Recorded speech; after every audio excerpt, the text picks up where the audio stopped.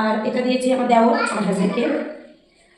খুবই সুন্দর। আর কাপড়টা কি বলবো, ফোন হয়তো বোঝা যাচ্ছে না, কিন্তু খুবই সফট আর খুবই মোলায়েম, খুবই সুন্দর। আর এটা দিয়েছে আমার শাশুড়ি মা, মানে টাকা দিয়েছিল আর পছন্দ করে নিয়েছি।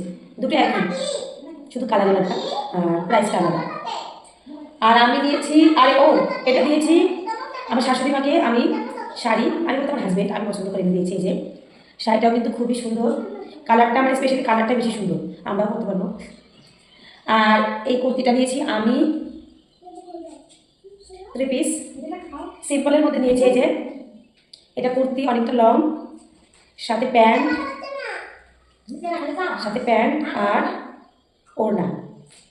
আর এই শাড়িটা নিয়েছি আমি। এই শাড়িটার প্রাইসটা বললে হয়তো তোমরা বিশ্বাস করবে না, তো যারা যারা শাড়িটার প্রাইস শুনতে চাও অবশ্যই কমেন্ট করে বলো।